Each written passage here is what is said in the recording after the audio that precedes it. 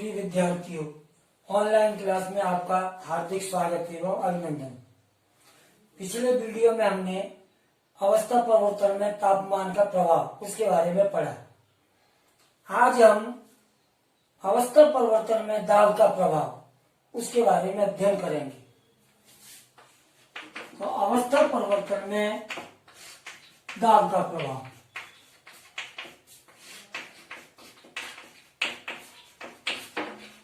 दाब का प्रभाव, तो जैसा कि हम जानते हैं कि जो गैस उसके जो अणु वो दूर दूर होते हैं।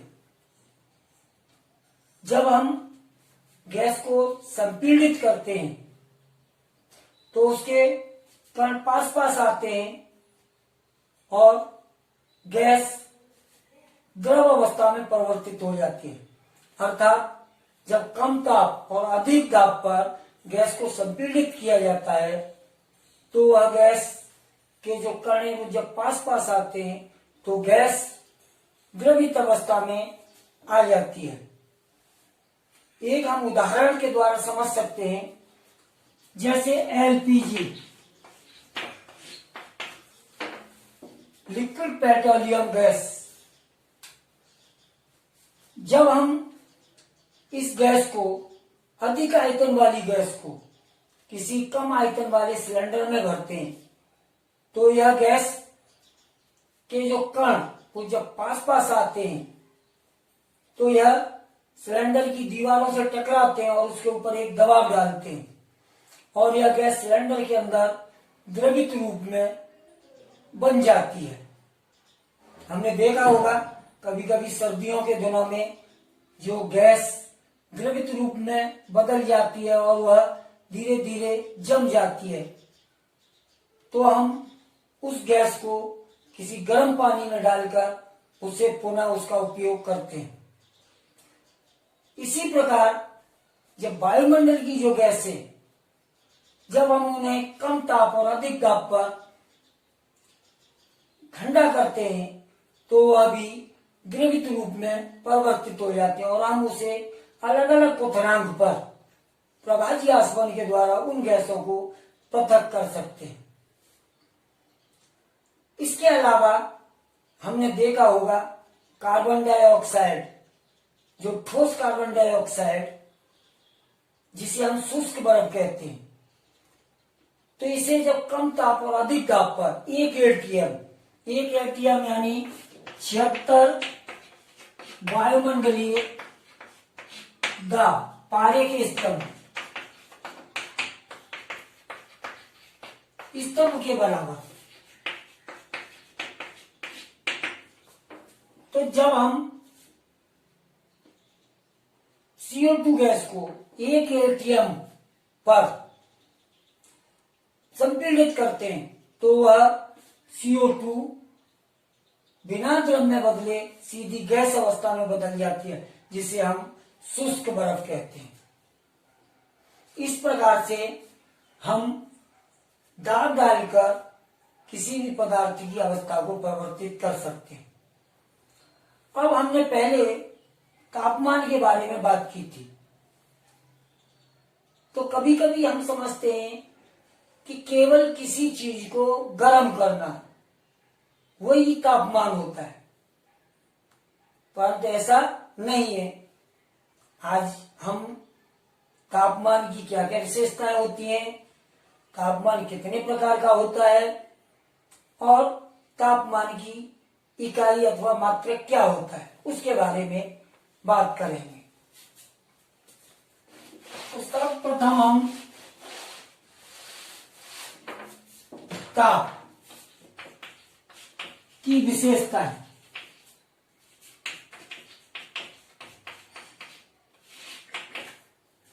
नंबर 1, जो ताप यह किसी पदार्थ की उष्णता अथवा शीतलता को प्रदर्शित करता है, अर्थात किसी पदार्थ की गर्म होना अथवा ठंडा होना उसको प्रदर्शित करता है।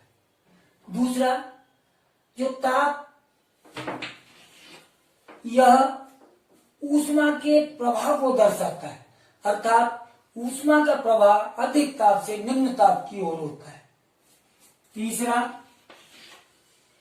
जब तक दो वस्तुओं का ताप बराबर नहीं होता, उन दोनों वस्तुओं में ऊष्मा का प्रवाह निरंतर होता रहता है। और हम ताप का जिस विज्ञान में अध्ययन करते हैं उसे हम तापमिति कहते हैं। सबसे पहले हम जब ताप की बात करते हैं तो ताप के प्रकार।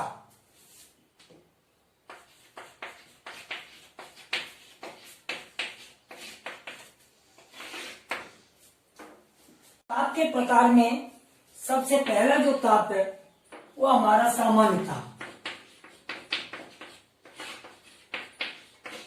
या NTP, normal temperature and pressure. तो हमारा जो सामान्य ताप वह 0 डिग्री सेंटीग्रेड होता है तथा जो हमारा प्रेशर यानी दाब यह 1 एटीएम के बराबर होता है तथा एनटीपी पर जो सामान्य ताप इसका जो आयतन वो 22.4 लीटर होता है। 1 एटीएम अभी हमने पढ़ा, 1 एटीएम बराबर होता है 76 पारे के स्तंभ के बराबर के समान। दूसरा प्रकार एसटीपी, इसे बोलता हम standard temperature and pressure. Standard temperature and pressure ये भी हमारा जो ताप है वो 0 डिग्री सेंटीग्रेड होता है, परंतु जो दाब वो एक बार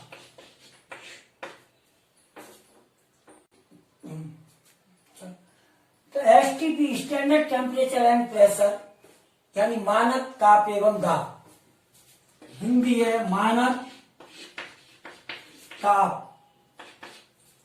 तो हमारा जो मानक ताप ये भी 0 डिग्री सेंटीग्रेड होता है और ये जो दाब एक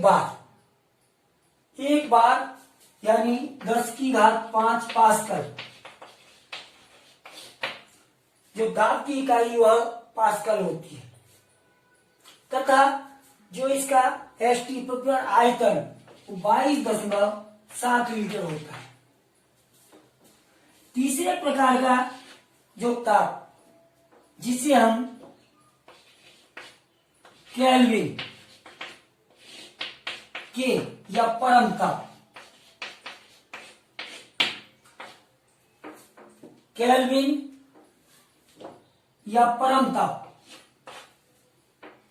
ये जो परम ताप ये हम इसे न्यूनतम संभावित ताप भी कहते हैं और ये लगभग -273 डिग्री सेल्सियस होता है।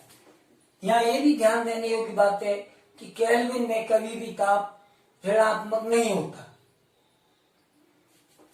चौथा प्रकार जिसे हम कहते हैं त्रिक बिंदु ताप।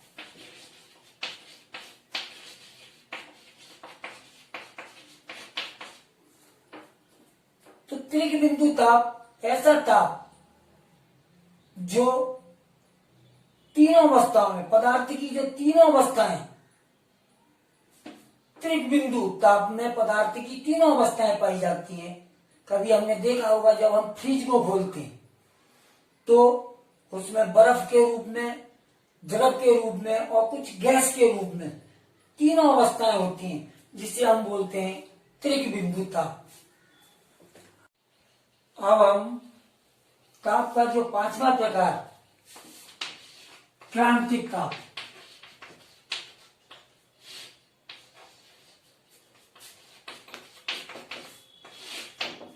तो जब किसी गैस का ताप एक सीमा से अधिक हो जाता है और वह दाब डालने पर भी द्रव रूप में परिवर्तित नहीं होती, ऐसा ताप क्रांतिक ताप कहलाता है। तो यहाँ जब कोई गैस उसका ताप क्रांतिक ताप से अधिक होता है तो वह गैस गार डालने के बाद भी द्रव रूप में परिवर्तित नहीं होती, और यदि किसी गैस का ताप क्रांतिक ताप के बराबर या उससे कम होता है, जिसे हम गैस वाष्प कहते हैं, वह दाब डालने पर द्रव रूप में परिवर्तित हो जाती है। ताप की इकाई या मात्रा, तो हम जो ताप उसके जो मात्रा अर्थात ताप को मापने की जो इकाई है, तो हमारी एक 0 डिग्री सेंटीग्रेड में हम ताप को मापते हैं। दूसरा 0 डिग्री फ़ारेनहाइट, इसे हम डॉक्टरी पैमाना भी कहते हैं। तीसरा केल्विन, यहाँ केल्विन में डिग्री का प्रयोग नहीं करते, यहाँ केवल केल्विन ही बोलते हैं। और एक चौथा र्यूमर, डिग्री र्यूमर या डिग्री आर। अब हम इन तापों में आपस में क्या संबंध है उसके बारे में बात करेंगे। तो हमारा 0 degree centigrade, 0 degree Fahrenheit, kelvin और र्यूमर, इनमें जो आपस में संबंध, तो यहाँ C/5 बराबर F-32/9 बराबर K-273/5 बराबर R/4। उदाहरण स्वरूप,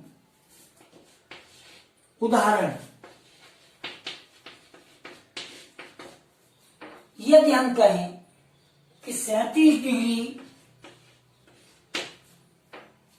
सेंटीग्रेड तापमान को केल्विन में बदलो, तो यहाँ हम सेंटीग्रेड और केल्विन वाला पैमाना साथ में लेंगे, अर्थात C का मान हमें 37 डिग्री दिया हुआ है, तो हम लिखेंगे 37/5 बराबर K-273/5। 5 से 5 कट जाएंगे, या 37 बराबर K-273। 273 को पक्षांतर करेंगे तो K बराबर 37 + 273 बराबर 300 डिग्री केल्विन। दूसरे रूप में जब हम सेल्सियस को केल्विन में बदलते हैं तो 273 जोड़ते हैं, और जब केल्विन को सेल्सियस में बदलते हैं तो 273 घटाते हैं। अगर हमसे कहा जाए